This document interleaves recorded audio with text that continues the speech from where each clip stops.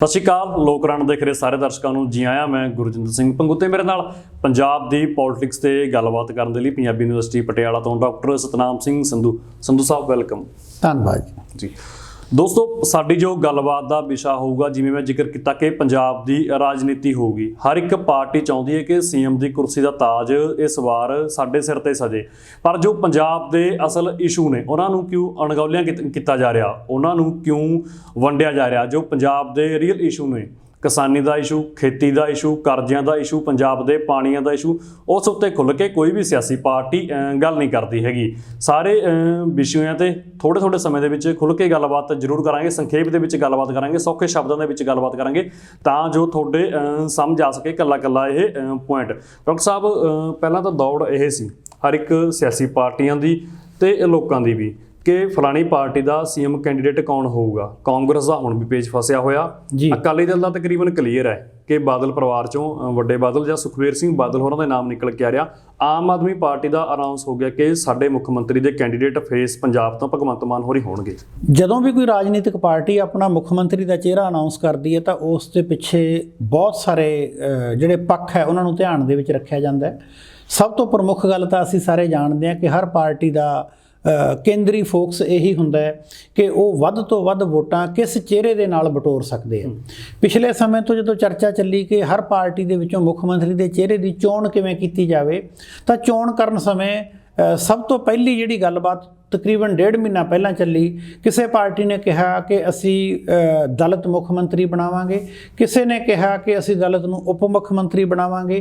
ਕਹਿਣ ਤੋਂ ਭਾਵ ਕਿ ਇੱਕ ਵੱਡਾ ਚੰਕ ਹੈ ਜਿਹੜਾ 32-33% ਵੋਟਾਂ ਦਾ ਸੀ, ਉਸ 'ਤੇ ਨਿਗਾਹ ਰੱਖ ਕੇ ਉਹਨਾਂ ਨੇ ਇਹ ਫੈਕਟਰ ਨੂੰ ਆਧਾਰ ਬਣਾ ਕੇ ਆਪਣੇ ਮੁੱਖ ਮੰਤਰੀ ਦੇ ਚਿਹਰੇ ਨੂੰ ਚੁਣਨ ਦੀ ਕੋਸ਼ਿਸ਼ ਕਰੀ। ਸ਼ੁਰੂ ਦੇ ਵਿੱਚ ਇਸ ਗੱਲ 'ਤੇ ਕਾਂਗਰਸ ਨੇ ਕੁਝ ਇਹੋ ਜਿਹਾ ਦਾ ਖੇਲਿਆ ਕਿ ਉਹਨਾਂ ਨੇ ਉਸ ਭਾਈਚਾਰੇ ਦੇ ਵਿੱਚੋਂ ਪਹਿਲਾਂ ਹੀ ਆਪਣਾ ਮੁੱਖ ਮੰਤਰੀ ਚਰਨਜੀਤ ਸਿੰਘ ਚੰਨੀ ਹੋਣਾ ਨੂੰ ਚੁਣ ਲਿਆ ਤੇ ਚਰਨਜੀਤ ਸਿੰਘ ਚੰਨੀ ਉਹਨਾਂ ਨੇ ਬਹੁਤ ਸਾਰੇ ਵਾਅਦੇ ਆ ਜਿਹੜੇ ਲੋਕਾਂ ਨਾਲ ਕੀਤੇ, ਬਹੁਤ ਸਾਰੀਆਂ ਗੱਲਾਂ ਕੀਤੀਆਂ, ਕਾਫੀ ਤੇਜ਼ੀ ਦੇ ਨਾਲ ਪੰਜਾਬ ਦਾ ਜਿਹੜਾ ਘਟਨਾਕ੍ਰਮ ਹੈ ਉਹਨੂੰ ਬਦਲਣ ਦੀ ਕੋਸ਼ਿਸ਼ ਕੀਤੀ, ਦਲਿਤ ਭਾਈਚਾਰੇ ਨੂੰ ਆਪਣੇ ਨਾਲ ਜੋੜਨ ਦੀ ਕੋਸ਼ਿਸ਼ ਕਰੀ। ਤਾਂ ਹੁਣ ਉਸ ਤੋਂ ਬਾਅਦ ਪ੍ਰਮੁੱਖ ਗੱਲ ਜਿਹੜਾ ਤੁਹਾਡਾ ਸਵਾਲ ਹੈ ਉਸ 'ਤੇ ਆਪਾਂ ਜੇ ਆਈਏ, ਉਹ ਇਹ ਆ ਜਾਂਦੀ ਹੈ ਕਿ ਅੱਜ ਦੀ ਡੇਟ ਦੇ ਵਿੱਚ ਜਦੋਂ ਚੋਣਾਂ ਦੇ ਵਿੱਚ ਜਾਣਾ ਤਾਂ ਕਿਹੜਾ ਚਿਹਰਾ ਲੈ ਕੇ ਜਾਈਏ। ਉਹਦੇ ਵਿੱਚ ਬਿਲਕੁਲ ਕਲੀਅਰ ਹੈ ਕਿ ਜਿਨ੍ਹਾਂ ਪਾਰਟੀਆਂ ਦੇ ਵਿੱਚ ਜਿਵੇਂ ਅਕਾਲੀ ਦਲ ਹੈ ਉੱਥੇ ਤਾਂ ਕੋਈ ਰੌਲਾ ਹੀ ਨਹੀਂ। ਜੇ ਅਸੀਂ ਕਾਂਗਰਸ ਦੀ ਗੱਲ ਕਰਦੇ ਹਾਂ ਤਾਂ ਉੱਥੇ ਅੱਜ ਵੀ ਪੇਚ ਫਸਿਆ ਹੋਇਆ ਹੈ। ਇੱਕ ਪਾਸੇ ਦਲਿਤ ਵੋਟ ਹੈ, ਇੱਕ ਪਾਸੇ ਜੱਟ ਵੋਟ ਹੈ, ਉਹ ਦੋਨਾਂ ਦਾ ਬੈਲੈਂਸ ਬਣਾਉਣ ਦੀ ਕੋਸ਼ਿਸ਼ ਕਰ ਰਹੇ ਆ। ਤੀਜੇ ਪਾਸੇ ਕਦੇ ਕਾਂਗਰਸ ਨੂੰ ਲੱਗਦਾ ਕਿ ਅਸੀਂ ਜਾਖੜ ਦਾ ਨਾਮ ਵੀ ਲੈ ਕੇ ਆਈਏ ਤਾਂ ਕਿ ਹਿੰਦੂ ਵੋਟ ਵੀ ਨਾਲ ਲੱਗੀ ਰਹੇ। ਇਸ ਕਿਸਮ ਦੀ ਗੱਲਬਾਤ ਹੋ ਰਹੀ ਹੈ।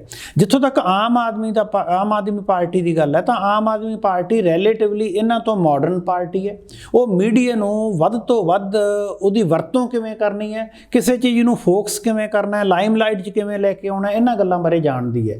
ਇਹ ਗੱਲ ਤਾਂ ਪਹਿਲਾਂ ਹੀ ਕਲੀਅਰ ਸੀ ਕਿ ਭਗਵੰਤ ਮਾਨ ਨੂੰ ਹੀ ਮੁੱਖ ਮੰਤਰੀ ਦਾ ਚਿਹਰਾ ਅਨਾਉਂਸ ਕਰਨਾ ਹੈ, ਪਰ ਉਹਨਾਂ ਨੇ ਇੱਕ ਇਸ ਕਿਸਮ ਦਾ ਇੱਕ ਨੰਬਰ ਦੇ ਕੇ ਲੋਕਾਂ ਦੇ ਵਿੱਚ ਪ੍ਰਚਾਰ ਕੀਤਾ ਕਿ ਕੌਣ ਚਿਹਰਾ ਹੋਵੇ ਇਹਦੇ ਬਾਰੇ ਵੋਟਿੰਗ ਕਰੋ। ਉਹਦੇ ਨਾਲ ਕੀ ਹੋਇਆ ਕਿ ਸਾਰੇ ਲੋਕਾਂ ਦੇ ਵਿੱਚ ਇੱਕ ਵਾਰ ਇਹ ਕਿਉਰਿਓਸਿਟੀ ਹੋ ਗਈ ਕਿ ਵੋਟਾਂ ਦਾ ਰਿਜ਼ਲਟ ਕੀ ਆਊਗਾ। ਮੀਡੀਆ ਜਿਹੜਾ ਉਹਦੇ ਨਾਲ ਸੰਬੰਧਿਤ ਖਬਰਾਂ ਦੇਣ ਲੱਗ ਪਿਆ। ਉਹਦੇ ਨਾਲ ਕੀ ਹੋਇਆ ਕਿ ਇੱਕ ਇਵੈਂਟ ਜੇ ਸਿੰਪਲੀ ਮੁੱਖ ਮੰਤਰੀ ਦਾ ਚਿਹਰਾ ਅਨਾਉਂਸ ਕਰਨਾ ਹੁੰਦਾ, ਉਹਦੀ ਬਜਾਏ ਇਸ ਨੂੰ ਇਸ ਕਿਸਮ ਦਾ ਬਣਾ ਕੇ ਪੇਸ਼ ਕੀਤਾ ਕਿ ਲੋਕ ਪੁੱਛਦੇ ਆ ਕਿ ਕੇਜਰੀਵਾਲ ਨੇ ਕੀ ਫੈਸਲਾ ਲਿਆ ਜਾਂ ਕੇਜਰੀਵਾਲ ਦੀ ਪਾਰਟੀ ਨੇ ਕੀ ਫੈਸਲਾ ਲਿਆ। ਜਦੋਂ ਇਹ ਫੈਸਲਾ ਲਿਆ ਗਿਆ ਤਾਂ ਇਹ ਲੋਕਾਂ ਨੂੰ ਐਕਸਪੈਕਟਡ ਵੀ ਸੀ। ਨੰਬਰ 2 ਤੇ ਜੇ ਪੰਜਾਬ ਦੀ ਗੱਲ ਕਰੀਏ ਤਾਂ ਪੰਜਾਬ ਦੇ ਵਿੱਚ ਸਭ ਤੋਂ ਸੂਟੇਬਲ ਕੈਂਡੀਡੇਟ ਜਿਹੜਾ ਇਸ ਸਮੇਂ ਜਿੰਨੇ ਵੀ ਇਹਨਾਂ ਦੇ ਨਾਲ ਜੁੜੇ ਹੋਏ ਹੈ, ਮੈਨੂੰ ਨਹੀਂ ਲੱਗਦਾ ਕਿ ਭਗਵੰਤ ਮਾਨ ਤੋਂ ਬਿਨਾਂ ਕੋਈ ਹੋਰ ਸੀ ਜੀ। ਤੇ ਜਿਵੇਂ ਕਾਂਗਰਸ ਪਾਰਟੀ ਵੱਲੋਂ ਅਨਾਉਂਸ ਨਹੀਂ ਕੀਤਾ ਜਾ ਰਿਹਾ, ਨਵਜੋਤ ਸਿੰਘ ਸਿੱਧੂ ਵੀ ਲਗਾਤਾਰ ਇਹ ਗੱਲ ਕਹਿੰਦੇ ਨੇ ਕਿ ਕੈਂਡੀਡੇਟ ਤਾਂ ਅਨਾਉਂਸ ਕਰੋ ਤੁਸੀਂ। 17 ਚ ਕੈਪਟਨ ਅਮਰਿੰਦਰ ਸਿੰਘ ਸੀ। ਹਾਲਾਂਕਿ ਸੁਨੀਲ ਜਾਖੜ ਨੇ ਗੱਲ ਕਹੀ ਹੈ ਕਿ ਕਾਂਗਰਸ ਪਾਰਟੀ ਦਾ ਪੋਲੀਟੀਕਲ ਹਿਸਟਰੀ ਇਦਾਂ ਦੀ ਨਹੀਂ ਰਹੀ ਕਿ ਸੀਐਮ ਫੇਸ ਦੇ ਨਾਲ ਉਤਰੀ ਹੋਵੇ। ਭਾਵੇਂ 17 ਚਲੋ ਹੋਰ ਇਸ਼ੂ ਸੀ, ਇਸ ਕਰਕੇ ਅਸੀਂ ਕੈਪਟਨ ਅਮਰਿੰਦਰ ਸਿੰਘ ਦਾ ਨਾਮ ਡਿਕਲੇਅਰ ਕਰਤਾ। ਕਿ ਕਾਂਗਰਸ ਪਾਰਟੀ ਜੇਕਰ ਨਹੀਂ ਅਨਾਉਂਸ ਕਰਦੀ ਨੁਕਸਾਨ ਹੋਊਗਾ ਜਾਂ ਫਾਇਦੇ 'ਚ ਰਹੂਗੀ? ਦੇਖੋ, ਜੇ ਤੁਸੀਂ ਚਿਹਰਾ ਨਹੀਂ ਅਨਾਉਂਸ ਕਰਦੇ ਤਾਂ ਤੁਹਾਡੇ ਨਾਲ ਵੋਟਾਂ ਦੀ ਕੰਸੋਲੀਡੇਸ਼ਨ ਨਹੀਂ ਹੁੰਦੀ। ਬੜੀ ਕਲੀਅਰ ਗੱਲ ਹੈ ਕਿ ਜੇ ਅੱਜ ਕਾਂਗਰਸ ਚਰਨਜੀਤ ਸਿੰਘ ਚੰਨੀ ਦਾ ਨਾਂ ਅਨਾਉਂਸ ਕਰਦੀ ਹੈ ਤਾਂ ਜਿਹੜੇ ਇੱਕ ਵਿਸ਼ੇਸ਼ ਵਰਗ ਦੀ ਵੋਟ ਉਹਨਾਂ ਨੂੰ ਪੈਣੀ ਹੈ ਉਹਦੇ 'ਚ ਇਜ਼ਾਫਾ ਹੋ ਸਕਦਾ ਜੀ। ਜੇ ਨਵਜੋਤ ਸਿੱਧੂ ਦਾ ਨਾਂ ਅਨਾਉਂਸ ਕਰਦੀ ਹੈ ਤਾਂ ਉਹਦੇ ਨਾਲ ਇੱਕ ਹੋਰ ਧਿਰ ਹੈ ਜਿਹੜੀ ਉਹ ਹੋ ਸਕਦਾ ਫਾਇਦਾ ਦੇ ਸਕੇ। ਇਸੇ ਤਰੀਕੇ ਨਾਲ ਜੇ ਬਲਰਾਮ ਜਾਖੜ ਦਾ ਨਾਂ ਅਨਾਉਂਸ ਕੀਤਾ ਜਾਂਦਾ ਤਾਂ ਉਹਦੇ ਨਾਲ ਇੱਕ ਵਿਸ਼ੇਸ਼ ਧਿਰ ਫਾਇਦਾ ਕਰ ਸਕਦੀ ਹੈ, ਦੂਸਰੀ ਧਿਰ ਦਾ ਥੋੜ੍ਹਾ ਵੋਟ ਪਰਸੈਂਟੇਜ ਘਟ ਸਕਦਾ ਹੈ। ਕਿਉਂਕਿ ਜਦੋਂ ਪੋਲੀਟੀਕਲ ਪਾਰਟੀਆਂ ਇਹ ਧਿਆਨ ਦੇ ਵਿੱਚ ਰੱਖ ਕੇ ਕੈਂਡੀਡੇਟਾਂ ਨੂੰ ਟਿਕਟ ਦਿੰਦੀਆਂ ਕਿ ਕਿਸ ਖਿੱਤੇ ਦੇ ਵਿੱਚ ਕਿਹੜੇ ਭਾਈਚਾਰੇ ਦੀ ਵੋਟ ਜ਼ਿਆਦਾ ਹੈ। ਜਿੱਥੇ ਕੰਬੋਜ ਭਾਈਚਾਰੇ ਦੀ ਵੋਟ ਜ਼ਿਆਦਾ ਹੈ ਉੱਥੇ ਧਿਆਨ ਵਿੱਚ ਰੱਖਿਆ ਜਾਂਦਾ ਕਿ ਕੰਬੋਜ ਭਾਈਚਾਰੇ ਨੂੰ ਟਿਕਟ ਦਈਏ। ਜਿੱਥੇ ਦਲਿਤ ਭਾਈਚਾਰੇ ਦੀ ਵੋਟ ਜ਼ਿਆਦਾ ਹੈ ਉੱਥੇ ਦਲਿਤ ਨੂੰ ਚਿਹਰਾ ਬਣਾਇਆ ਜਾਂਦਾ ਹੈ। ਜਿੱਥੇ ਕੋਈ ਦਿਹਾਤੀ ਇਲਾਕਾ ਹੈ, ਕਿਸਾਨੀ ਨਾਲ ਸੰਬੰਧਿਤ ਇਲਾਕਾ ਹੈ, ਉੱਥੇ ਕਿਸਾਨੀ ਚੋਂ ਜੱਟ ਚੋਂ ਕਿਸੇ ਜੱਟ ਨੂੰ ਕੈਂਡੀਡੇਟ ਬਣਾਇਆ ਜਾਂਦਾ ਹੈ। ਇਸ ਕਰਕੇ ਜਦੋਂ ਇਸ ਕਿਸਮ ਦਾ ਦਾ ਖੇਡਿਆ ਜਾਂਦਾ ਹੈ ਤਾਂ ਇਹਦੇ ਨਾਲ ਫਾਇਦਾ ਵੀ ਹੁੰਦਾ ਹੈ ਤੇ ਨੁਕਸਾਨ ਵੀ ਹੁੰਦਾ ਹੈ। ਦੂਸਰੀ ਗੱਲ ਜਿਹੜੀ ਆਮ ਆਦਮੀ ਪਾਰਟੀ ਨੂੰ ਰਿਲੇਟਿਵਲੀ ਇਸ ਦਾ ਫਾਇਦਾ ਹੋਇਆ। ਫਾਇਦਾ ਕੀ ਹੋਇਆ ਕਿ ਲੰਮੇ ਸਮੇਂ ਤੋਂ ਇਸ ਕਿਸਮ ਦੀ ਚਰਚਾ ਚੱਲ ਰਹੀ ਸੀ ਕਿ ਕੇਜਰੀਵਾਲ ਸਾਹਿਬ ਆਪ ਜਾਂ ਆਪਣੀ ਪਤਨੀ ਨੂੰ ਪੰਜਾਬ ਦੇ ਵਿੱਚੋਂ ਕੈਂਡੀਡੇਟ ਬਣਾਉਣਾ ਚਾਹੁੰਦੇ ਹੈ। ਇੱਕ ਤਾਂ ਉਸ ਕਿਸਮ ਦਾ ਵਿਰਾਮ ਲੱਗਿਆ ਕਿ ਪੰਜਾਬ ਦੇ ਵਿੱਚੋਂ ਹੀ ਉਹਨਾਂ ਨੇ ਇੱਕ ਚਿਹਰਾ ਚੁਣਿਆ ਜਿਹਦੇ ਬਾਰੇ ਲੋਕਾਂ ਨੂੰ ਕਿਆਸ ਰਾਈਆਂ ਸੀ ਵੀ ਇਸੇ ਨਹੀਂ ਬਣਨਾ। ਦੂਸਰੀ ਇੱਕ ਹੋਰ ਇਹਦੇ ਨਾਲ ਜੁੜੀ ਹੋਈ ਮਹੱਤਵਪੂਰਨ ਗੱਲ ਹੈ, ਉਹ ਇਹ ਹੈ ਕਿ ਭਗਵੰਤ ਮਾਨ ਨੇ ਪਿਛਲੇ ਦਿਨਾਂ ਦੇ ਵਿੱਚ ਜਿਹੜੀ ਲੋਕ ਸਭਾ ਦੇ ਵਿੱਚ ਆਪਣੀਆਂ ਸਪੀਚਸ ਰਾਹੀਂ ਪੰਜਾਬ ਦੇ ਮੁੱਦਿਆਂ ਨੂੰ ਬਾਖੂਬੀ ਚੱਕਿਆ ਜੀ। ਇਸ ਕਰਕੇ ਉਹ ਮੇਰਾ ਖਿਆਲ ਹੈ ਕਿ ਇੱਕੋ ਇੱਕ ਇਹੋ ਜਿਹਾ ਬੰਦਾ ਹੈ ਜਿਸ ਨੇ ਪੰਜਾਬ ਦੀਆਂ ਬਹੁਤ ਸਾਰੀਆਂ ਗੱਲਾਂ ਨੂੰ ਲੋਕ ਸਭਾ ਦੇ ਵਿੱਚ ਬੜੇ ਵੱਡੇ ਪਲੇਟਫਾਰਮ ਤੇ ਵਧੀਆ ਤਰੀਕੇ ਨਾਲ ਪੇਸ਼ ਕਰਨ ਦੀ ਕੋਸ਼ਿਸ਼ ਕੀਤੀ ਤੇ ਸੋਸ਼ਲ ਮੀਡੀਆ ਦੇ ਉੱਪਰੋਂ ਵੀ ਉਹਨੂੰ ਕਾਫੀ ਅੱਛਾ ਰਿਸਪੌਂਸ ਮਿਲਿਆ। ਇਸ ਕਰਕੇ ਉਹ ਇੱਕ ਜਾਣਿਆ ਪਛਾਣਿਆ ਚਿਹਰਾ ਹੈ। ਬਾਕੀ ਜਿੱਥੋਂ ਤੱਕ ਆਪਾਂ ਗੱਲ ਕਰਦੇ ਹਾਂ ਕਿ ਇਹਨਾਂ ਜਿਹੜੇ ਚਿਹਰਿਆਂ ਦਾ ਓਵਰਆਲ ਪੰਜਾਬ ਦੀ ਰਾਜਨੀਤੀ ਤੇ ਕੀ ਅਸਰ ਪਊਗਾ, ਇਹ ਬੜੀ ਉਲਝਣ ਵਾਲੀ ਗੱਲ ਹੈ। ਉਲਝਣ ਵਾਲੀ ਗੱਲ ਇਸ ਕਰਕੇ ਹੈ ਕਿ ਇਸ ਵਾਰੀ ਸਾਡੇ ਕੋਲੇ 4 ਜਾਂ 5 ਪ੍ਰਮੁੱਖ ਪਾਰਟੀਆਂ ਚੋਣਾਂ ਲੜ ਰਹੀਆਂ।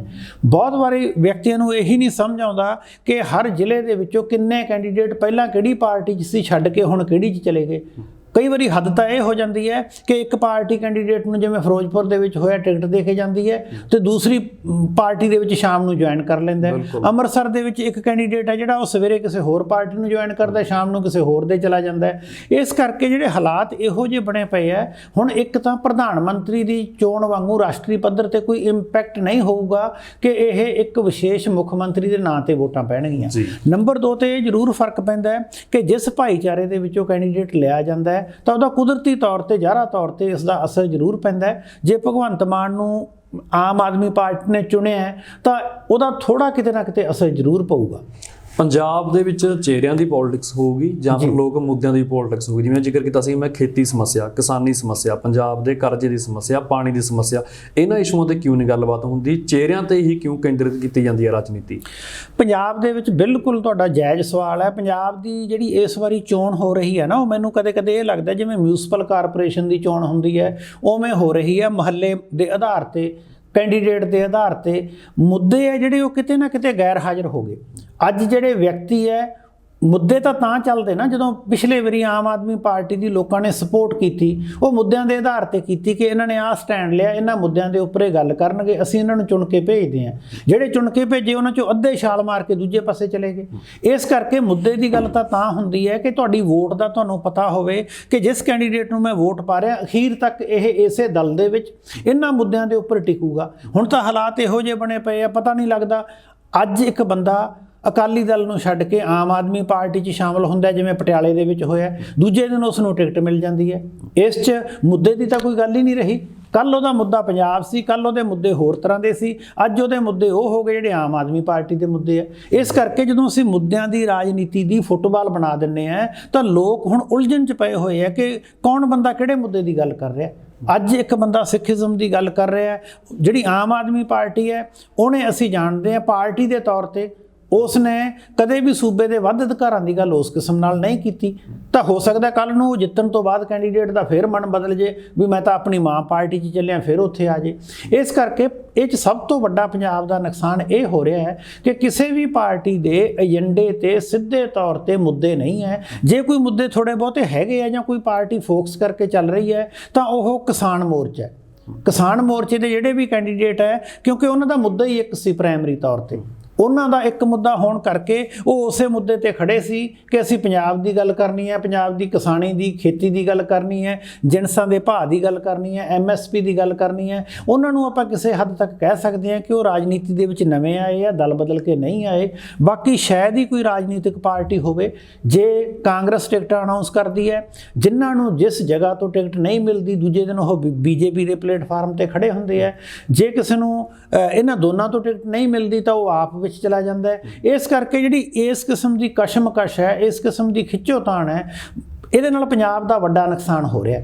ਕੋਈ ਵੀ ਮੁੱਦਾ ਇਸ ਵਾਰੀ ਚੋਣਾਂ ਦੇ ਵਿੱਚ ਸੈਂਟਰਲ ਸਟੇਜ ਤੇ ਨਹੀਂ ਬਣਿਆ ਕਿ ਸਾਰੀਆਂ ਪਾਰਟੀਆਂ ਇਸ ਮੁੱਦੇ ਨੂੰ ਮੁੱਖ ਰੱਖ ਕੇ ਚੱਲ ਰਹੀਆਂ। ਕਹਿਣ ਨੂੰ ਭਾਵੇਂ ਸਾਰੇ ਕਹੀ ਜਾਣ ਕਿ ਅਸੀਂ 30-35 ਹਜ਼ਾਰ ਲੋਕਾਂ ਨੂੰ ਪੱਕੀ ਨੌਕਰੀ ਦੇਵਾਂਗੇ, ਬੇਰੁਜ਼ਗਾਰੀ ਖਤਮ ਕਰਾਂਗੇ, ਪੰਜਾਬ ਦਾ ਮਾਡਲ ਲੈ ਕੇ ਆਵਾਂਗੇ, ਰੇਤਾ ਸਸਤਾ ਕਰਾਂਗੇ, ਬਜਰੀ ਸਸਤੀ ਕਰਾਂਗੇ, ਠੇਕਿਆਂ ਵਾਸਤੇ ਤਾਮਿਲਨਾਡੂ ਦਾ ਮਾਡਲ ਲੈ ਕੇ ਆਵਾਂਗੇ। ਜਿਹੜੇ ਉਹ ਮਾਡਲ ਹੈ ਉਹ ਸਿਰਫ ਮੈਨੂੰ ਐਂ ਲੱਗਦਾ ਵੀ ਟਾਈਟਲ ਬਣ ਕੇ ਰਹਿ ਗਏ, ਉਹ ਇੱਕ ਹੈਡਲਾਈਨ ਬਣ ਕੇ ਰਹਿ ਗਏ। ਉਹ ਚੀਜ਼ਾਂ ਉੱਭਰਵੇਂ ਰੂਪ ਦੇ ਵਿੱਚ ਪੰਜਾਬ ਦੇ ਬੰਦਿਆਂ ਨੂੰ ਭੁਲੇਖਾ ਨਹੀਂ ਰਿਹਾ ਕਿ ਜਿਹੜੀ ਉਹ ਵੋਟ ਪਾ ਰਹੇ ਆ ਉਹਦੇ ਨਾਲ ਪੰਜਾਬ ਦੀ ਤਕਦੀਰ ਬਦਲੂਗੀ। ਜੇ ਵੋਟ ਦੇ ਨਾਲ ਤਕਦੀਰ ਬਦਲਦੀ ਹੁੰਦੀ ਤਾਂ ਪੰਜਾਬ ਦੇ ਲੋਕਾਂ ਨੂੰ 1 ਸਾਲ ਤੱਕ ਜਾ ਕੇ ਬਾਰਡਰ ਤੇ ਬੈਠ ਕੇ ਆਪਦੀ ਲੜਾਈ ਆਪ ਨਹੀਂ ਲੜਨੀ ਪੈਣੀ ਸੀ। ਉੱਥੇ ਉਹਨਾਂ ਨੇ ਸਾਰੇ ਪੰਜਾਬ ਦੇ ਨੇਤਾਵਾਂ ਨੂੰ ਮਨਫੀ ਕੀਤਾ। ਪਰ ਲੋਕ ਤਾਂ ਰਾਜਨੀਤੀ ਚੋਂ ਹੀ ਬਦਲਾਅ ਭਾਲਦੇ ਕਿ ਜੇਕਰ ਰਾਜਨੀਤੀ ਬਦਲ ਜੂਗੀ ਤਾਂ ਸਾਡੇ ਤੇ ਪੰਜਾਬ ਦੇ ਹਾਲਾਤ ਵੀ ਬਦਲ ਜਾਣਗੇ। ਤੁਹਾਡੀ ਗੱਲ ਬਿਲਕੁਲ ਜਾਇਜ਼ ਹੈ। ਰਾਜਨੀਤੀ ਕਿਵੇਂ ਬਦਲੂਗੀ? ਜੇ ਬੰਦੇ ਬਦਲਣਗੇ। ਦੋ ਹੀ ਬਦਲਾਅ ਹੋ ਸਕਦੇ ਆ। ਇੱਕ ਤਾਂ ਬੰਦਾ ਹੈ ਜਿਹੜਾ ਰੋਜ਼ ਰਾਜਨੀਤੀ ਅਨੁਸਾਰ ਬਦਲਦਾ, ਉਹਨੇ ਆਪਦੇ ਘਰੇ ਅਲਮਾਰੀ 'ਚ ਕੋਟ ਲਟਕਾ ਕੇ ਰੱਖੇ ਹੋਏ ਆ, ਕਦੇ ਕਾਂਗਰਸ ਦਾ ਕੋਟ ਪਾਉਂਦਾ, ਕਦੇ ਆਮ ਆਦਮੀ ਦਾ, ਕਦੇ ਅਕਾਲੀ ਦਲ ਦਾ। ਉਹਨਾਂ ਬੰਦਿਆਂ ਨਾਲ ਰਾਜਨੀਤੀ ਨਹੀਂ ਬਦਲਣੀ। ਰਾਜਨੀਤੀ ਤਾਂ ਬਦਲੂਗੀ ਜੇ ਯੋਗ ਬੰਦੇ, ਸਿਆਣੇ ਬੰਦੇ ਜਿਹੜੇ ਕਿਸੇ ਵਿਚਾਰ ਨੂੰ, ਆਈਡੀਆ ਨੂੰ ਲੈ ਕੇ ਚੱਲਦੇ ਆ, ਉਹ ਰਾਜਨੀਤੀ ਦੇ ਵਿੱਚ ਅੱਗੇ ਆਉਣਗੇ। ਜਿਹੜੀਆਂ ਸਾਡੀਆਂ ਪਾਰਟੀਆਂ ਉਹ ਕੀ ਕਰ ਰਹੀਆਂ? ਪਾਰਟੀਆਂ ਮਜ਼ਾਕ ਬਣਾ ਰਹੀਆਂ ਬਹੁਤ ਥਾਵਾਂ ਤੇ ਲੋਕਾਂ ਦਾ। ਜਿਸ ਬੰਦੇ ਦੀ ਇੱਕ ਦਿਨ ਦੀ ਵੀ ਕੋਈ ਵੀ ਉਹਦਾ ਸੋਸ਼ਲ ਇਮੇਜ ਨਹੀਂ, ਉਸਨੇ ਕੋਈ ਸੋਸ਼ਲ ਵਰਕ ਨਹੀਂ ਕੀਤਾ, ਸਿਰਫ ਉਹਦੀ ਇੰਨੀ ਪ੍ਰਾਪਤੀ ਹੈ ਕਿ ਕਿਸੇ ਵੱਡੇ ਨੇਤਾ ਦਾ ਪੁੱਤ ਹੈ, ਉਹ ਗਾਉਂਦਾ ਬਹੁਤ ਵਧੀਆ, ਲੋਕ ਉਹਦੀ ਫੈਨ ਫਾਲੋਇੰਗ ਬਣ ਗਈ ਹੈ, ਉਸ ਦਾ ਕੋਈ ਭਰਾ ਭਤੀਜਾ ਜਾਂ ਭਾਈ ਹੈ ਕਿਸੇ ਵੱਡੀ ਪੋਜੀਸ਼ਨ 'ਚ ਹੈ, ਪਾਰਟੀ ਨੂੰ ਫੰਡ ਦੇ ਸਕਦਾ ਹੈ, ਕੋਈ ਪ੍ਰਾਪਰਟੀ ਡੀਲਰ ਹੈ, ਕਿਸੇ ਦੇ ਠੇਕੇ ਹੈ, ਕਿਸੇ ਦੀਆਂ ਬੱਸਾਂ ਚੱਲਦੀਆਂ, ਇਹਨਾਂ ਲੋਕਾਂ ਨੂੰ ਤਾਂ ਟਿਕਟ ਵੰਡੇ ਜਾ ਰਹੇ ਹੈ। ਕੀ ਟਿਕਟ ਪੰਜਾਬ ਦੇ ਵਿੱਚ ਲੋਕਾਂ ਦੇ ਮੁੱਦਿਆਂ ਤੇ ਵੰਡੇ ਜਾ ਰਹੇ ਆ? ਕੀ ਟਿਕਟ ਦੇਣ ਵੇਲੇ ਕੋਈ ਰਾਜਨੀਤਿਕ ਪਾਰਟੀ ਇਹ ਸਰਵੇ ਕਰਾਉਂਦੀ ਹੈ ਕਿ ਇਸ ਬੰਦੇ ਦਾ ਸੋਸ਼ਲ ਇਮੇਜ ਕੀ ਹੈ? ਇਹ ਗੱਲ ਫਿਰ ਲੋਕ ਕਿਉਂ ਨਹੀਂ ਸਮਝਦੇ ਹੈਗੇ ਕਿ ਜਦੋਂ ਫੰਡ ਦੇ ਕੇ ਟਿਕਟਾਂ ਲਈ ਜਾਂਦੀਆਂ ਨੇ ਤਾਂ ਫਿਰ ਲੋਕ ਮੁੱਦਿਆਂ ਦੀ ਗੱਲ ਉਹ ਪੋਲੀਟੀਸ਼ੀਅਨ ਕਿਵੇਂ ਕਰਨਗੇ? ਤੁਹਾਡੀ ਗੱਲ ਬਿਲਕੁਲ ਜਾਇਜ਼ ਹੈ। ਜੇ ਲੋਕ ਇਸ ਗੱਲ ਨੂੰ ਸਮਝਦੇ ਹੋਣ ਤਾਂ ਜਿਹੜੇ ਬੰਦੇ ਉਹਨਾਂ ਤੋਂ ਵੋਟਾਂ ਲੈ ਕੇ ਤੀਜੇ ਦਿਨੋਂ ਪਾਰਟੀ ਬਦਲ ਕੇ ਦੂਜਿਆਂ ਦੇ ਪਾਲੇ ਦੇ ਵਿੱਚ ਜਾਂਦੇ ਆ ਤਾਂ ਲੋਕ ਉਹਨਾਂ ਦੇ ਗਲਾਂ 'ਚ ਛਿੱਤਰਾਂ ਦੇ ਹਾਰ ਪਾਉਣ। ਉਹ ਲੋਕ ਉਹਨਾਂ ਨੂੰ ਕਦੇ ਇਹ ਸਵਾਲ ਪੁੱਛਦੇ ਆ ਕਿ ਪਿਛਲੇ ਵਾਰੀ ਅਸੀਂ ਤੈਨੂੰ ਵੋਟਾਂ ਪਾਈਆਂ ਸੀ ਕਿ ਤੂੰ ਸਮਾਜ ਬਦਲੇਗਾ, ਲੋਕਪਾਲ ਲੈ ਕੇ ਆਏਗਾ, ਤੂੰ ਮਤਲਬ ਆਮ ਲੋਕਾਂ ਦੀ ਗੱਲ ਕਰੇਗਾ, ਆਮ ਲੋਕਾਂ ਵਾਂਗੂ ਰਹੇਗਾ। ਅੱਜ ਉਹੀ ਬੰਦੇ ਖੜੇ ਹੋ ਕੇ ਸਭ ਤੋਂ ਮੂਹਰੇ ਜਾ ਕੇ ਦੂਜੀ ਪਾਰਟੀ 'ਚ ਜਾ ਕੇ ਉਹਦਾ ਪ੍ਰਚਾਰ ਕਰ ਰਹੇ ਆ। ਇਸ ਕਰਕੇ ਜੇ ਰਾਜਨੀਤੀ ਘੰਟੇ 'ਚ ਬਦਲ ਰਹੀ ਹੈ, ਲੋਕਾਂ ਕੋਲੇ ਆਪਸ਼ਨ ਕੀ ਹੈ? ਲੋਕਾਂ ਨੂੰ ਇੱਕੋ ਹੀ ਆਪਸ਼ਨ ਦਿੱਤੀ ਜਾਂਦੀ ਹੈ ਕਿ ਆਹ ਤੁਹਾਡੇ ਕੋਲੇ 10 ਬੰਦਿਆਂ ਦੀ ਸੂਚੀ ਹੈ, ਇਹਨਾਂ 'ਚੋਂ ਇੱਕ ਚੁਣ ਲਓ। ਜਿਹੜੀ 10 ਬੰਦਿਆਂ ਦੀ ਸੂਚੀ ਦਿੱਤੀ ਜਾਂਦੀ ਹੈ ਉਹ ਸੂਚੀ ਸਾਡੀਆਂ ਰਾਜਨੀਤਿਕ ਪਾਰਟੀਆਂ ਆਪ ਦਿੰਦੀਆਂ, ਆਪਦੀ ਜੇਬ 'ਚੋਂ ਕੱਢਦੀਆਂ।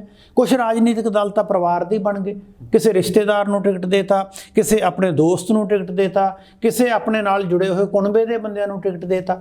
ਜਦੋਂ ਕੋਈ ਵਿਅਕਤੀ ਆਪ ਚੋਣ ਲੜਨ ਦੀ ਗੱਲ ਕਰਦਾ ਹੈ, ਜੇ ਹੁਣ ਕਿਸਾਨ ਮੋਰਚੇ ਹੀ ਫਰਜ਼ ਕਰ ਲਓ ਆਪਾਂ ਗੱਲ ਕਰੀਏ, ਜੇ ਉਹ ਪਹਿਲ ਕਰਨ ਦੀ ਕੋਸ਼ਿਸ਼ ਕਰ ਰਹੇ ਹੈ, ਭਾਵੇਂ ਤਬਦੀਲੀ ਵੱਡੀ ਨਾ ਲਿਆ ਸਕਣ, ਉਹ ਉੱਠ ਕੇ ਉਹਨਾਂ ਨੇ ਇੱਕ ਨਵੇਂ ਕਿਸਮ ਦੀ ਲੀਹ ਪਾਉਣ ਦੀ ਤਾਂ ਕੋਸ਼ਿਸ਼ ਕਰੀ ਹੈ ਕਿ ਅਸੀਂ ਤੁਰੇ ਹਾਂ। ਉਹਨਾਂ ਨੂੰ ਲੋਕ ਕਹਿ ਰਹੇ ਕਿ ਨਹੀਂ ਤੁਹਾਨੂੰ ਰਾਜਨੀਤੀ ਨਹੀਂ ਕਰਨੀ ਚਾਹੀਦੀ, ਰਾਜਨੀਤੀ ਤੋਂ ਬਾਹਰ ਰਹਿਣਾ ਚਾਹੀਦਾ। ਜੇ ਆਮ ਲੋਕ ਰਾਜਨੀਤੀ ਤੋਂ ਬਾਹਰ ਰਹਿਣਗੇ, ਆਮ ਲੋਕ ਰਾਜਨੀਤੀ ਦਾ ਹਿੱਸਾ ਨਹੀਂ ਬਣਨਗੇ, ਆਮ ਲੋਕ ਰਾਜਨੀਤੀ ਵਿੱਚ ਪਾਰਟਿਸਿਪੇਟ ਨਹੀਂ ਕਰਨਗੇ, ਤਾਂ ਫਿਰ ਇਹੋ ਜਿਹੇ ਬੰਦੇ ਅੱਗੇ ਆਉਣਗੇ ਜਿਹੜੇ ਮਾਫੀਆ ਦਾ ਹਿੱਸਾ ਹੈ, ਜਿਨ੍ਹਾਂ ਦੀਆਂ ਸ਼ਰਾਬ ਦੀਆਂ ਨਜਾਇਜ਼ ਫੈਕਟਰੀਆਂ ਚੱਲਦੀਆਂ, ਜਿਹੜੇ ਨਸ਼ੇ ਵੇਚਣ ਨਾਲ ਜੁੜੇ ਹੋਏ ਆ, ਜਿਨ੍ਹਾਂ ਦਾ ਚਿੱਟੇ 'ਚ ਨਾਂ ਆਉਂਦਾ। ਜੇ ਇਸ ਕਿਸਮ ਦੇ ਬੰਦਿਆਂ ਨੂੰ ਰੋਕਣਾ ਹੈ ਤਾਂ ਉਹਦੇ ਲਈ ਸਮਾਜ ਦੇ ਲੋਕਾਂ ਨੂੰ ਵੀ ਅੱਗੇ ਆਉਣਾ ਪਊਗਾ, ਖੁੱਲ੍ਹ ਕੇ ਬੋਲਣਾ ਪਊਗਾ। ਤੁਸੀਂ ਕਿਸਾਨਾਂ ਦੀ ਪੋਲਿਟਿਕਸ ਦੀ ਗੱਲ ਕੀਤੀ ਜੀ, ਜਿਹੋ ਜਿਹਾ ਹੁੰਗਾਰਾ ਅੰਦੋਲਨ ਦੇ ਵਿੱਚ ਸੀ ਕਿਸਾਨ ਆਗੂਆਂ ਨੂੰ, ਹੁਣ ਰਾਜਨੀਤੀ 'ਚ ਉਹੋ ਜਿਹਾ ਹੁੰਗਾਰਾ ਕਿਉਂ ਨਹੀਂ ਮਿਲ ਰਿਹਾ? ਦੇਖੋ, ਦੋ ਗੱਲਾਂ ਅਲੱਗ-ਅਲੱਗ ਹੁੰਦੀਆਂ।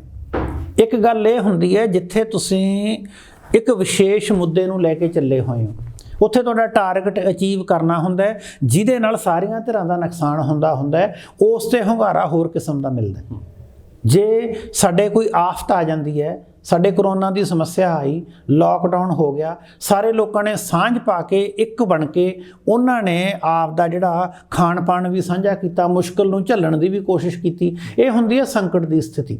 ਮੋਰਚਾ ਜਿਹੜਾ ਸੀਗਾ ਉਹ ਸੰਕਟ ਦੀ ਸਥਿਤੀ ਸੀ। ਅੱਜ ਜਦੋਂ ਕਿਸਾਨ ਪੋਲਿਟਿਕਸ ਦੇ ਵਿੱਚ ਜਾ ਰਹੇ, ਅੱਜ ਸੰਕਟ ਦੀ ਸਥਿਤੀ ਨਹੀਂ ਹੈਗੀ। ਅੱਜ ਉਹ ਆਉਣ ਵਾਲੇ ਸਮੇਂ ਲਈ ਆਪਣਾ ਇੱਕ ਨਵਾਂ ਮੁਹਾਦ ਲੈ ਕੇ ਚੱਲੇ ਆ, ਇੱਕ ਨਵੀਂ ਗੱਲ ਲੈ ਕੇ ਚੱਲੇ ਆ। ਇਸ ਕਰਕੇ ਹੁੰਗਾਰਾ ਉਹਨਾਂ ਨੂੰ ਉਵੇਂ ਹੀ ਮਿਲੂਗਾ, ਕਿਉਂਕਿ ਬਿਲਕੁਲ ਅਸੀਂ ਇਸ ਗੱਲ ਨੂੰ ਚੰਗੀ ਤਰ੍ਹਾਂ ਜਾਣਦੇ ਹਾਂ ਕਿ ਜਿੰਨੇ ਉੱਥੇ ਕਿਸਾਨ ਗਏ ਸੀ, ਸਾਰੇ ਦੇ ਸਾਰੇ ਉਹ ਫਾਲੋਅਰ ਨਹੀਂ ਸੀ। ਉਹਨਾਂ ਦੇ ਵਿੱਚੋਂ ਬਹੁਤ ਸਾਰੇ ਲੋਕ ਉਹ ਸੀ ਜਿਹੜੇ ਸਿਰਫ ਕਿਸਾਨੀ ਕਰਕੇ ਗਏ ਸੀ, ਉਹ ਕਿਸੇ ਕਿਸਾਨ ਨੇਤਾ ਕਰਕੇ ਨਹੀਂ ਗਏ ਸੀ ਜਾਂ ਕਿਸੇ ਮੋਰਚੇ ਕਰਕੇ ਵੀ ਨਹੀਂ ਗਏ ਸੀ। ਜਿਹੜੇ ਲੋਕ ਕੈਨੇਡਾ ਤੋਂ ਇੱਥੇ ਆ ਕੇ ਬੈਠੇ, ਜਾਂ ਬਹੁਤ ਸਾਰੇ ਲੋਕਾਂ ਦੀਆਂ ਤੁਹਾਡੇ ਕੋਲ ਐਗਜ਼ਾਮਪਲ ਹੋਣਗੀਆਂ, ਤੁਸੀਂ ਵੀ ਕਵਰ ਕਰਦੇ ਰਹੇ ਹੋ ਮੋਰਚੇ ਨੂੰ, ਉਸ ਮੋਰਚੇ ਦੇ ਵਿੱਚ ਬਹੁਤ ਸਾਰੇ ਲੋਕ ਇੱਦਾਂ ਦੇ ਗਏ ਸੀ ਜਿਨ੍ਹਾਂ ਦੇ ਕੋਲ ਇੱਕ ਓੜਾ ਵੀ ਜ਼ਮੀਨ ਨਹੀਂ, ਉਹਨਾਂ ਦੀ ਵੀ ਹਮਦਰਦੀ ਸੀ। ਇਸ ਲਈ ਜਦੋਂ ਅਸੀਂ ਕਿਸੇ ਵਿਅਕਤੀ ਨੂੰ ਰਾਜਨੀਤੀ ਦੇ ਵਿੱਚ ਲੈ ਕੇ ਜਾਂਦੇ ਹਾਂ, ਕਿ ਸਾਨੂੰ ਇਹ ਲੱਗਦਾ ਹੈ ਕਿ ਜਦੋਂ ਅਸੀਂ ਕਿਸੇ ਗਾਇਕ ਦਾ ਖੜਾ ਦੇਖਦੇ ਹਾਂ ਉੱਥੇ 3 ਲੱਖ ਦਾ ਇਕੱਠ ਹੋ ਜਾਂਦਾ ਹੈ, ਕਿ ਉਹ 3 ਲੱਖ ਦੇ 3 ਲੱਖ ਜੇ ਉਹ ਇਲੈਕਸ਼ਨ ਲੜੇ ਤਾਂ ਵੋਟਾਂ ਪਾ ਦੇਣਗੇ। ਕੁਲਦੀਪ ਮਾਣਕ ਜੀ ਇਲੈਕਸ਼ਨ ਲੜੇ ਸੀ, ਉਹਨਾਂ ਦੀ ਜ਼ਮਾਨਤ ਜ਼ਬਤ ਹੋ ਗਈ ਸੀ, ਅਖਾੜੇ ਦੇ ਵਿੱਚ ਉਹਨਾਂ ਦੇ ਖੜਨ ਨੂੰ ਥਾਂ ਨਹੀਂ ਮਿਲਦਾ ਸੀ। ਇਸ ਲਈ ਜਦੋਂ ਤੁਸੀਂ ਇੱਕ ਵਿਸ਼ੇਸ਼ ਮੁੱਦੇ ਨਾਲ ਜੁੜ ਕੇ ਇਕੱਠ ਕਰਦੇ ਹੋ, ਉਹ ਇੱਕ ਅਲੱਗ ਗੱਲ ਹੈ। ਜਦੋਂ ਤੁਸੀਂ ਇੱਕ ਟੀਮ ਬਣ ਕੇ ਬਾਕੀ ਸਾਰੀਆਂ ਟੀਮਾਂ ਦਾ ਉਹਨਾਂ ਦੇ ਨਾਲ ਚੱਲਣ ਦੀ ਕੋਸ਼ਿਸ਼ ਕਰਦੇ ਹੋ ਤਾਂ ਉੱਥੇ ਮੁੱਦੇ ਡਿਫਰੈਂਟ ਹੋ ਜਾਂਦੇ ਹੈ। ਪਰ ਹਾਂ, ਇੰਨੀ ਗੱਲ ਜ਼ਰੂਰ ਹੈ, ਜਦੋਂ ਸਾਡੀਆਂ ਰਾਜਨੀਤਿਕ ਪਾਰਟੀਆਂ ਜਾਤੀ ਦੀ ਰਾਜਨੀਤੀ ਕਰ ਰਹੀਆਂ, ਖਿੱਤੇ ਦੀ ਰਾਜਨੀਤੀ ਕਰ ਰਹੀਆਂ, ਧਰਮ ਦੀ ਰਾਜਨੀਤੀ ਕਰ ਰਹੀਆਂ, ਤਾਂ ਉੱਥੇ ਇਸ ਗੱਲ ਦਾ ਕਿਸਾਨਾਂ ਨੂੰ ਵੀ ਫਾਇਦਾ ਮਿਲੂਗਾ। ਭਾਵੇਂ ਜ਼ਾਹਰਾ ਤੌਰ ਤੇ, ਭਾਵੇਂ ਛੁਪਵੇਂ ਤੌਰ ਤੇ ਜਿਹੜਾ ਕਿਸਾਨ ਹੈ ਉਹ ਵੀ ਇਹ ਦੇਖੂਗਾ ਕਿ ਜੇ ਮੇਰੇ 4 ਛਪੇਰੇ ਜਾਤੀ ਦੀ, ਕੁਣਬੇ ਦੀ, ਕਿੱਤੇ ਦੀ ਰਾਜਨੀਤੀ ਹੋ ਰਹੀ ਹੈ ਤਾਂ ਮੈਂ ਵੀ ਆਪਣੇ ਕਿੱਤੇ ਅਨੁਸਾਰ ਕਿਸੇ ਬੰਦੇ ਨੂੰ ਚੁਣਾ। ਇਸ ਕਰਕੇ ਉਹਨਾਂ ਨੂੰ ਇਸ ਗੱਲ ਦਾ ਥੋੜ੍ਹਾ ਫਾਇਦਾ ਮਿਲ ਸਕਦਾ ਹੈ। ਕਿਸਾਨ ਪੋਲੀਟੀਕਲ ਤੌਰ ਤੇ ਕਿੱਥੇ ਸਟੇ ਕਰਨਗੇ? ਪੰਜਾਬ ਦੀ ਰਾਜਨੀਤਿਕ ਸਥਿਤੀ ਕੀ ਲੱਗਦੀ ਹੈ ਤੁਹਾਨੂੰ? ਦੇਖੋ, ਜਦੋਂ ਕੰਪੀਟੀਸ਼ਨ ਦੇ ਪੇਪਰ ਹੁੰਦੇ ਆ ਨਾ, ਉਹਨਾਂ ਦੇ ਵਿੱਚ ਆਬਜੈਕਟਿਵ ਟਾਈਪ ਸਵਾਲ ਆਉਂਦੇ ਆ ਤੇ 4 ਆਪਸ਼ਨ ਦਿੱਤੀਆਂ ਜਾਂਦੀਆਂ ਕਿ ਸਵਾਲ A ਠੀਕ ਹੈ, B ਠੀਕ ਹੈ, C ਜਾਂ D। ਜੀ, ਅਸੀਂ ਤਾਂ ਹੁਣ ਕੰਪੀਟੀਸ਼ਨ ਦੇ ਐਗਜ਼ਾਮ ਨਾਲੋਂ ਵੀ ਵਾਲੀਆਂ ਆਪਸ਼ਨ ਦੇਈ ਬੈਠੇ ਆ ਸਾਡੇ ਵੋਟਰਾਂ ਨੂੰ। ਇਸ ਕਰਕੇ ਡਿਸਾਈਡ ਕਰਨਾ ਬਹੁਤ ਮੁਸ਼ਕਿਲ ਹੈ। 5 ਤਾਂ ਮੇਜਰ ਪਾਰਟੀਆਂ ਸਾਡੇ ਕੋਲੇ ਆ ਗਈਆਂ। ਨੰਬਰ 2, ਹਰ ਖਿੱਤੇ ਦੇ ਵਿੱਚ ਮੈਂ ਤੁਹਾਨੂੰ ਪਹਿਲਾਂ ਇਸੇ ਕਰਕੇ ਇਸ਼ਾਰਾ ਕੀਤਾ ਸੀ ਕਿ ਅੱਜ ਦੀਆਂ ਜਿਹੜੀਆਂ ਇਲੈਕਸ਼ਨ ਹੋ ਰਹੀਆਂ ਉਹ ਕਾਰਪੋਰੇਸ਼ਨ ਵਾਂਗੂ ਹੋ ਰਹੀਆਂ। ਉੱਥੇ ਮੇਰਾ ਕਹਿਣ ਤੋਂ ਮਤਲਬ ਇਹੀ ਸੀ ਕਿ ਅੱਜ ਹਰੇਕ ਕੈਂਡੀਡੇਟ ਦੀ ਕੀ ਕ੍ਰੈਡੀਬਿਲਿਟੀ ਹੈ। ਪਾਰਟੀ ਤੋਂ ਬਿਨਾਂ ਅੱਜ ਜਿਹੜਾ ਕੈਂਡੀਡੇਟ ਆ ਪਾਰਟੀ ਦੇ ਨਾਂ ਤੇ ਨਹੀਂ ਜਿੱਤੂਗਾ, ਆਪਦੀ ਕ੍ਰੈਡੀਬਿਲਿਟੀ ਦੇ ਨਾਂ ਤੇ ਜਿੱਤੂਗਾ, ਕਿਉਂਕਿ ਉਹ ਬੰਦਾ ਦੇਖੂਗਾ ਕਿ ਇਸ ਬੰਦੇ ਕੋਲੇ ਕਿੰਨਾ ਕੁ ਕ੍ਰੈਡੈਂਸ਼ੀਅਲ ਹੈ, ਇਹ ਬੰਦੇ ਦੀ ਮਤਲਬ ਸਾਡੇ ਨਾਲ ਖੜਨ ਦੀ ਸਮਰੱਥਾ ਕਿੰਨੀ ਹੈ, ਇਹਦਾ ਪਾਸਟ ਕੀ ਹੈ। ਉਸ ਗੱਲ ਨੂੰ ਦੇਖ ਕੇ ਪਹਿਲਾਂ ਜਿਹੜੀਆਂ ਵੋਟਾਂ ਪੈਂਦੀਆਂ ਸੀ ਉਹ ਪਾਰਟੀ ਨੂੰ ਪੈਂਦੀਆਂ ਸੀ, ਕਹਿੰਦੇ ਇੱਕ ਪਾਰਟੀ ਨੂੰ ਜਿਤਾਓ, ਇੱਕ ਪਾਰਟੀ ਨੂੰ ਲੈ ਕੇ ਆਓ। ਮੈਨੂੰ ਲੱਗਦਾ ਵੀ ਕੋਈ ਵੀ ਰਾਜਨੀਤਿਕ ਪੰਡਿਤ ਜਾਂ ਕੋਈ ਐਨਾਲਿਸਿਸ ਕਰਨ ਵਾਲਾ ਵਿਅਕਤੀ ਅੱਜ ਬਿਲਕੁਲ ਵੀ ਪ੍ਰੈਡਿਕਟ ਨਹੀਂ ਕਰ ਸਕਦਾ ਕਿ A ਪਾਰਟੀ ਜਿੱਤੂਗੀ, B ਪਾਰਟੀ ਜਿੱਤੂਗੀ ਜਾਂ C ਪਾਰਟੀ ਜਿੱਤੂਗੀ। ਪਾਰਟੀ ਜਿੱਤਣਾ, ਚੀਫ ਮਿਨਿਸਟਰ ਬਣਨਾ ਤਾਂ ਦੂਰ ਦੀ ਗੱਲ ਹੈ, ਅਜੇ ਤਾਂ ਇਹ ਵੀ ਪ੍ਰੈਡਿਕਸ਼ਨ ਨਹੀਂ ਹੋ ਸਕਦੀ ਕਿ ਕਾਂਗਰਸ ਪਾਰਟੀ ਦਾ ਮੁੱਖ ਮੰਤਰੀ ਦਾ ਚਿਹਰਾ ਕੌਣ ਹੋਊਗਾ। ਕਿਉਂਕਿ ਇਹ ਜਿਹੜੀਆਂ ਸਾਰੀਆਂ ਦੀਆਂ ਸਾਰੀਆਂ ਗੱਲਾਂ ਹੈ, ਇਹ ਅੱਜ ਪੰਜਾਬ ਦੇ ਵਿੱਚ ਜਾਂ ਪੰਜਾਬ ਦੀ ਰਾਜਨੀਤੀ ਦੇ ਵਿੱਚ ਇੱਕ ਇਸ ਕਿਸਮ ਦੀ ਗੱਲ ਬਣੀ ਹੋਈ ਹੈ ਜਿੱਥੇ ਇਹਨਾਂ ਗੱਲਾਂ ਬਾਰੇ ਅਜੇ ਕੁਝ ਕਹਿਣਾ ਮੁਸ਼ਕਲ ਹੈ। ਆਉਣ ਵਾਲੇ ਹਫ਼ਤੇ 10 ਦਿਨਾਂ ਨੂੰ ਜਦੋਂ ਹਾਲਾਤ ਥੋੜ੍ਹੇ ਜਿਹੇ ਹੋਰ ਖੁੱਲ੍ਹੇ ਹੋ ਗਏ, ਲੋਕਾਂ ਨੇ ਆਪਣੀ ਰਾਏ ਖੁੱਲ੍ਹ ਕੇ ਦੇਣੀ ਸ਼ੁਰੂ ਕਰਤੀ, ਹੋ ਸਕਦਾ ਹੈ ਉਦੋਂ ਕੁਛ ਨਾ ਕੁਛ ਨਿੱਤਰ ਕੇ ਸਾਹਮਣੇ ਆ ਜੇ ਕਿ ਪੰਜਾਬ ਦੀ ਵਾਗਡੋਰ ਆਉਣ ਵਾਲੇ ਸਮੇਂ ਦੇ ਵਿੱਚ ਕੋਈ ਇੱਕ ਬੰਦਾ ਸੰਭੂਗਾ, ਇੱਕ ਤੋਂ ਵੱਧ ਪਾਰਟੀਆਂ ਜਾਂ ਵਿਅਕਤੀ ਮਿਲ ਕੇ ਸਾਂਭਣਗੇ, ਜਾਂ ਜਿਹੜੀਆਂ ਪਹਿਲਾਂ ਰਾਜਨੀਤਿਕ ਪਾਰਟੀਆਂ ਇੱਕ ਦੂਜੇ ਨਾਲੋਂ ਵੱਖ ਹੋ ਗਈਆਂ ਉਹ ਫਿਰ ਇਕੱਠੀਆਂ ਹੋ ਕੇ ਤੁਰਨ ਦੀ ਕੋਸ਼ਿਸ਼ ਕਰਨਗੀਆਂ। ਇਹ ਸਾਨੂੰ ਆਉਣ ਵਾਲਾ ਸਮਾਂ ਦੱਸੂਗਾ। ਅੱਜ ਅਸੀਂ ਸਿਰਫ ਇੰਨਾ ਹੀ ਕਹਿ ਸਕਦੇ ਹਾਂ ਕਿ ਆਉਣ ਵਾਲੇ ਦਿਨਾਂ ਦੇ ਵਿੱਚ ਪੰਜਾਬ ਨੂੰ ਬਹੁਤ ਘੱਟ ਉਮੀਦ ਹੈ ਕਿ ਕਿਸੇ ਇੱਕ ਰਾਜਨੀਤਿਕ ਦਲ ਦੀ ਸਰਕਾਰ ਮਿਲੇ।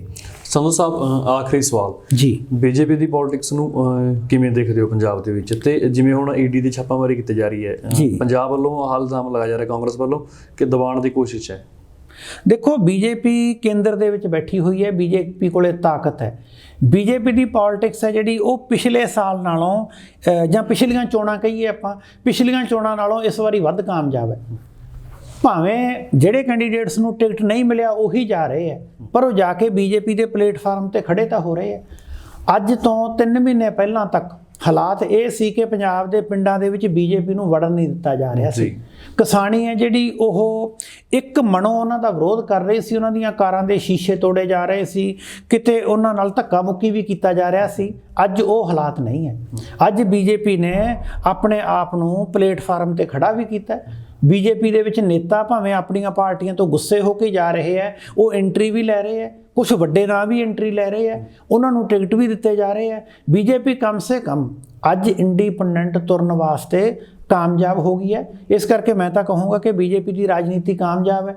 ਜਿੰਨੀਆਂ ਕੁ ਉਹਨਾਂ ਨੂੰ ਟਿਕਟਾਂ ਅੱਗੇ ਅਕਾਲੀ ਦਲ ਵੱਲੋਂ ਮਿਲਦੀਆਂ ਸੀ ਉਸ ਤੋਂ ਵੱਧ ਸੀਟਾਂ ਤੇ ਉਹ ਚੋਣ ਲੜੂਗੀ, ਨੰਬਰ 1। ਨੰਬਰ 2, ਪੰਜਾਬ ਦਾ ਜਿਹੜਾ ਪਿਛਲੇ ਵਾਰੀ ਵੱਡਾ ਨਾਂ ਸੀ ਕੈਪਟਨ ਅਮਰਿੰਦਰ ਸਿੰਘ, ਉਹ ਬੀਜੇਪੀ ਦੀ ਲਾਈਨ ਨੂੰ ਟੋ ਕਰਕੇ ਚੱਲ ਰਿਹਾ। ਨੰਬਰ 3, ਅਕਾਲੀਆਂ ਦਾ ਸਟਾਲਵਰਟ, ਇੱਕ ਖਿੱਤੇ ਦਾ ਜਿਹੜਾ ਚੰਗਾ ਵੱਡਾ ਲੀਡਰ ਸੀ, ਬਾਦਲ ਸਾਹਿਬ ਤੋਂ ਬਾਅਦ ਦੂਜੀ ਕਤਾਰ ਦਾ ਲੀਡਰ ਸੁਖਦੇਵ ਸਿੰਘ ਢੀਂਡਸਾ ਮੰਨਿਆ ਜਾਂਦਾ ਸੀ, ਉਹ ਬੀਜੇਪੀ ਦੀ ਲਾਈਨ ਨੂੰ ਟੋ ਕਰ ਰਿਹਾ।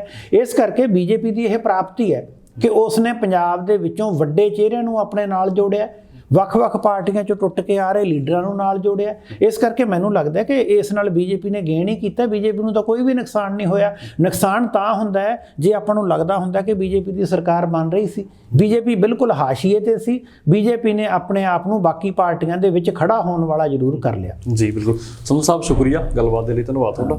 ਧੰਨਵਾਦ ਜੀ ਤੁਹਾਡਾ ਬਹੁਤ। ਦੋਸਤੋ ਸਾਡੇ ਨਾਲ ਬਣੇ ਹੋਏ ਸੀ ਡਾਕਟਰ ਸਤਨਾਮ ਸਿੰਘ ਸੰਧੂ, ਪੰਜਾਬ ਦੀ ਪੋਲਿਟਿਕਸ ਤੇ ਗੱਲਬਾਤ ਕੀਤੀ। ਤੁਹਾਨੂੰ ਸਾਡਾ ਪ੍ਰੋਗਰਾਮ ਕਿਹੋ ਜਿਹਾ ਲੱਗਿਆ? ਤੁਸੀਂ ਹਰ ਵਾਰ ਦੀ ਤਰ੍ਹਾਂ ਸਾਨੂੰ ਆਪਣਾ ਸੁਝਾਅ ਕਮੈਂਟ ਬਾਕਸ ਦੇ ਵਿੱਚ ਜ਼ਰੂਰ ਦਿਓ ਤੇ ਤੁਸੀਂ ਜੁੜੇ ਰਹੋ ਤੁਹਾਡੇ ਆਪਣੇ ਚੈਨਲ ਲੋਕ ਰਾਣਾ ਚੈਨਲ ਪੰਜਾਬੀ ਤੇ। ਧੰਨਵਾਦ।